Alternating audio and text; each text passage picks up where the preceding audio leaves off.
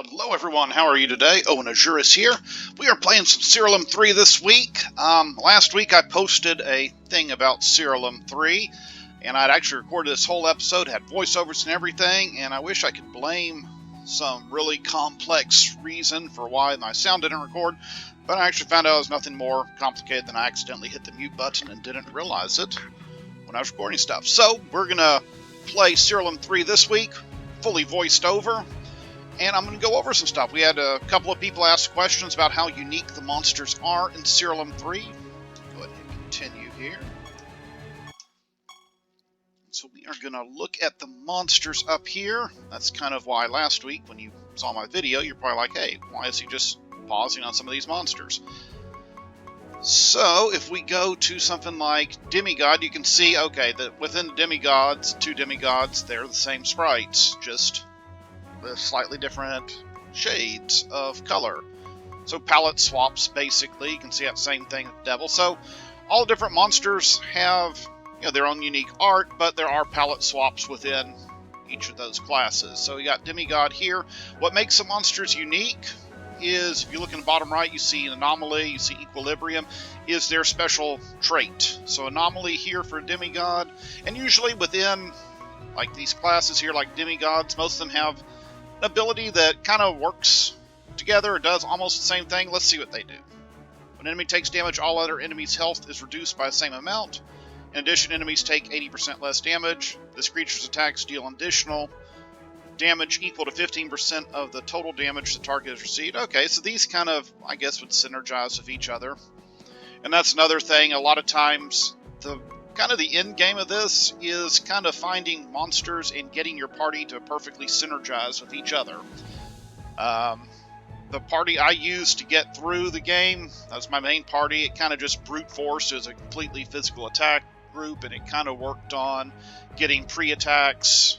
A lot of my creatures got to do attacks before the turn started, and then one actually went and when he attacks, he hits other creatures.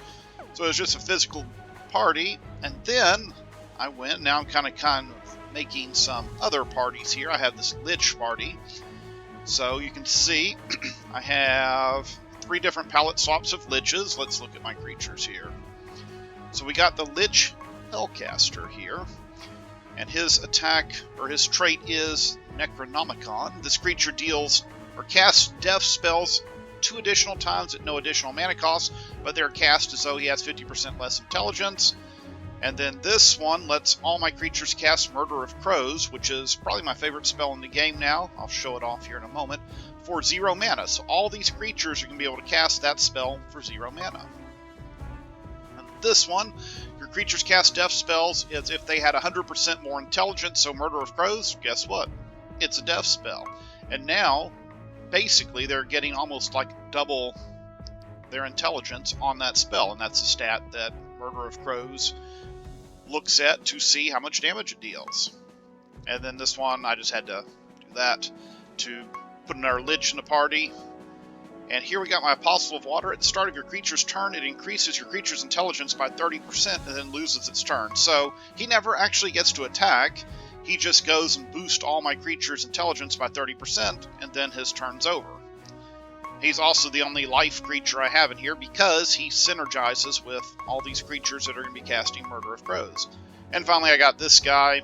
After his creature attacks, it reduces the target's maximum health to its current health, which basically he's just my attack power in case I run into enemies that don't take a lot of magic damage. It's actually a little more well-balanced of a party. Let's go ahead and teleport to a realm.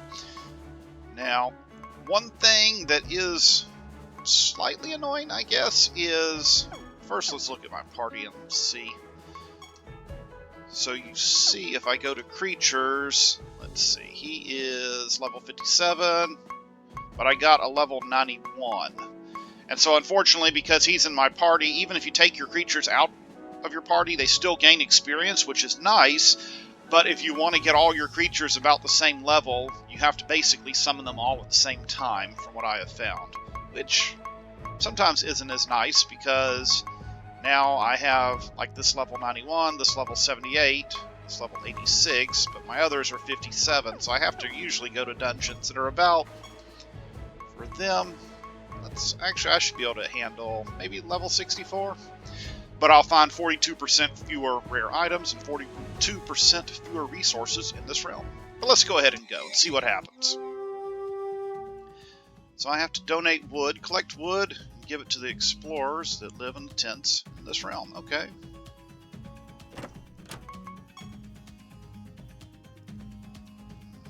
Let us try to solve this maze.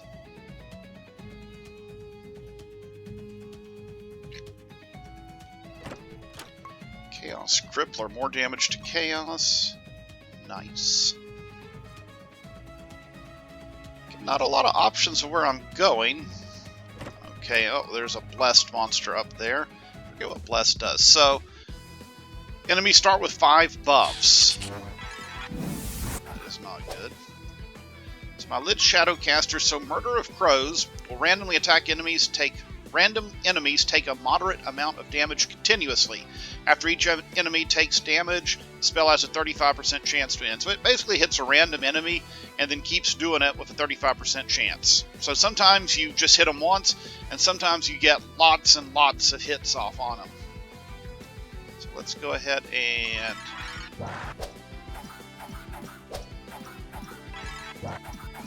he got to cast it twice because that's the way the spell was made. Alright, so we got... we can take some moderate amount of damage. Let's go ahead and kill him off. Bone Spear. Lich Priest. Necrosis. And I also have a character ability that gives all my creatures 3 random spells at the beginning of combat. And those spells cost 0 mana, which is one of my favorite abilities in the game.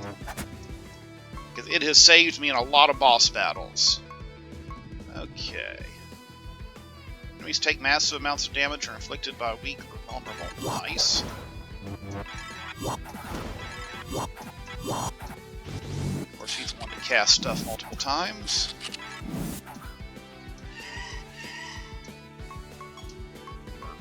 Grows. There we go. We are victorious against the blessed creatures. I will get some well-deserved treasure. Actually, not that much well-deserved treasure, but that's okay. Ooh, there's a plague monster. Cast. Take a moderate amount of damage.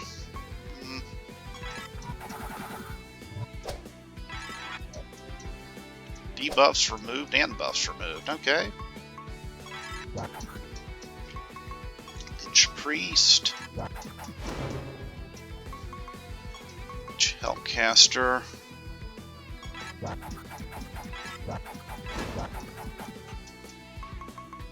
Now I got a dead monster.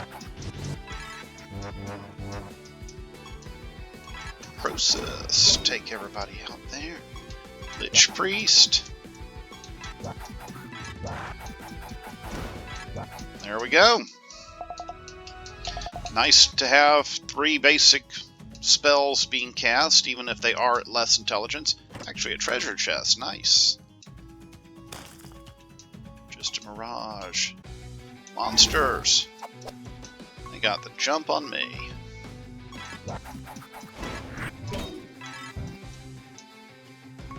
I didn't even see what they hit me with.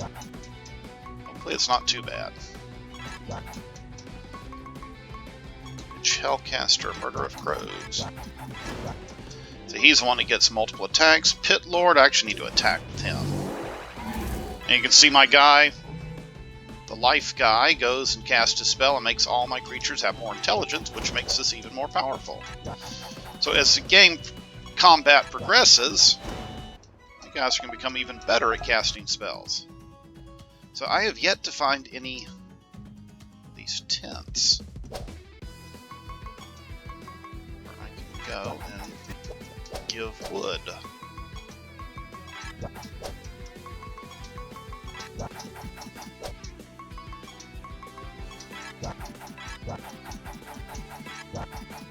Getting some good hits on this Murder of Crows. And let's see. Darn, he dodged it. Wow, these guys are doing some good damage there to me.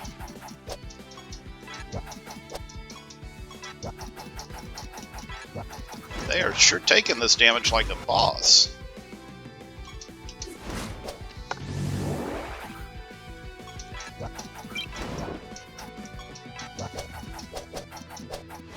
There he goes.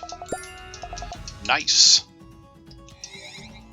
Oh, is this a boss? I don't know how smart that was. Let's hope I can take out this boss. Lich Priest. Lich Priest.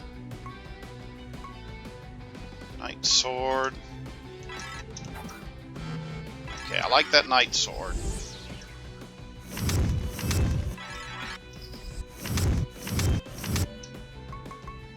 Hellcaster.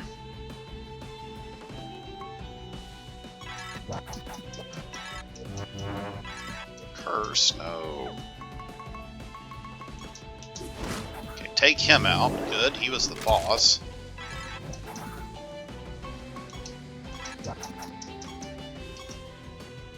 Take him out with Knight Sword.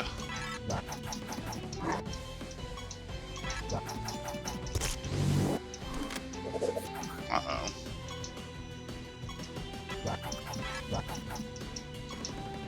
Murder of Crows.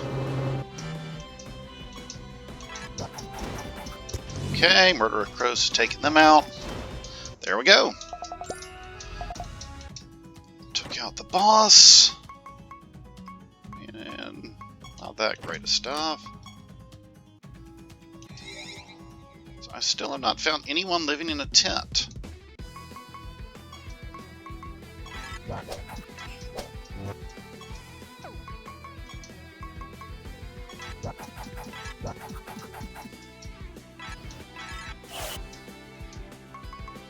Okay, Pit Lord, attack. So they're protected now, that's not good.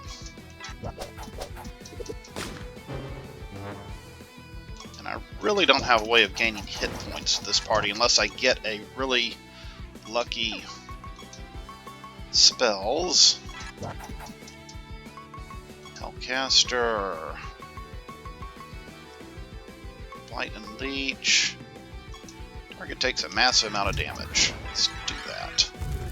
Unfortunately, because it's a single target thing, he's going to keep targeting the same area. Which against a boss is nice for that multicast, but here it's not very handy.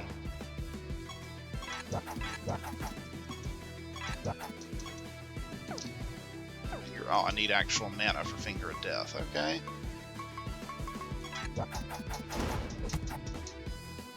And they are slowly taking care of me. Oh, darn it, he dodges.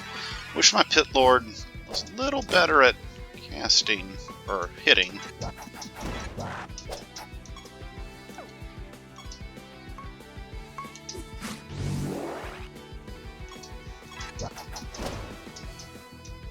Okay, that should take him out. And thank goodness my creatures completely recover. Okay, I have yet to find... Okay, there's a tent. Donate some power.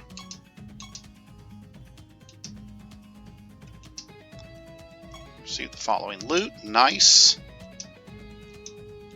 Got some wood. Now I need another tent. There's some wood up there. Okay, so all I need is 2 more tents. Okay, I really don't want to fight this plague guy. Actually, a treasure chest. Nice. Another tent here. Okay, I got lots of driftwood now.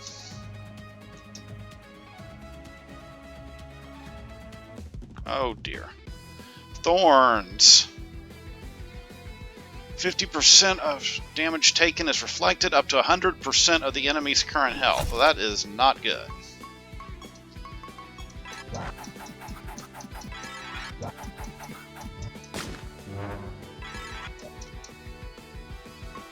Wait, did that get rid of their thorns? Please tell me it did.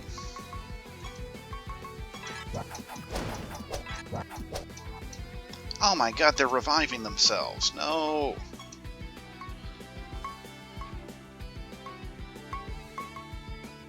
Okay, I need to actually inspect these. Who is reviving? It's not him. No. Okay, I need to take care of him. Darn it. Okay, well, it takes care of his mana, at least.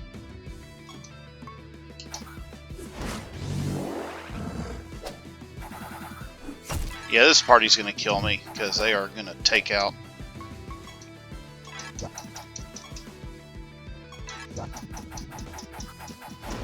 Well, unfortunately, last week when I played this, I did really well, and...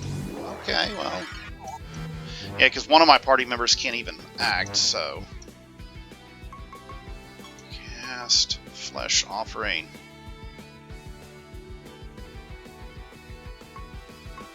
Oh.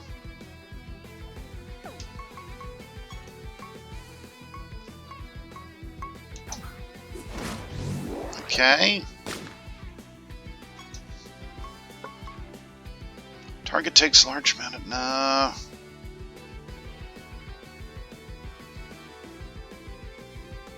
Ooh.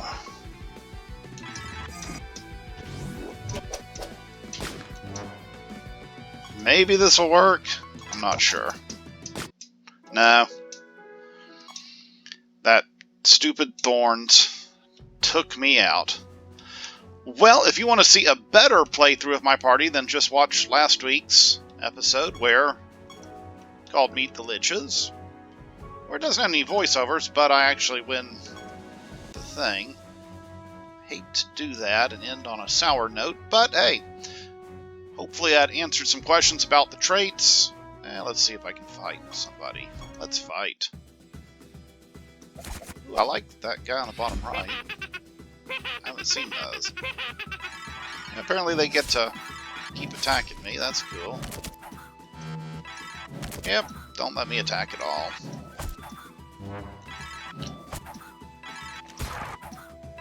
How many attacks do they get?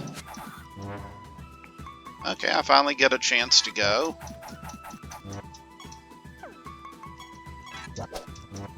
Yeah, I'm pretty much dead. Forfeit. I've never seen that Shogun character before. That's pretty cool. Just fight him.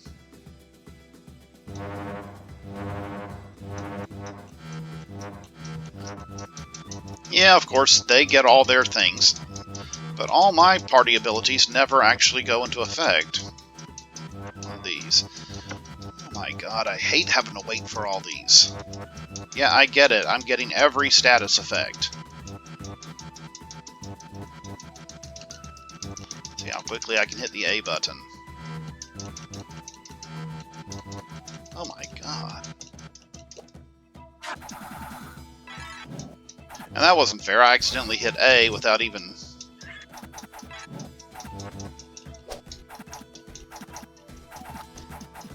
Yeah, some people make parties that just go and just take forever like this. Alright, we're gonna forfeit this too. I mean, I could build a party just... Okay, this guy's... This looks like just a normal party someone put together.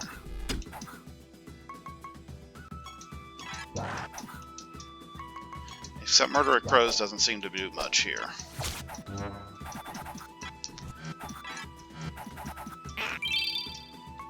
Forfeit. Oh well. My party still needs some work as far as doing tavern brawls, especially against parties that are specially designed for tavern brawls. Well... Oh. Let's see, there's also a secret here. I found you can walk through a wall here. Don't really know why you'd want to do that, but hey, it's there. So, if you enjoyed this quick look at traits, the palette swaps of monsters, monster uniqueness, and watching me take my Lich party through a dungeon, make sure you give the video a thumbs up, remember to subscribe to the channel, and I'll see you next time. Have a wonderful day.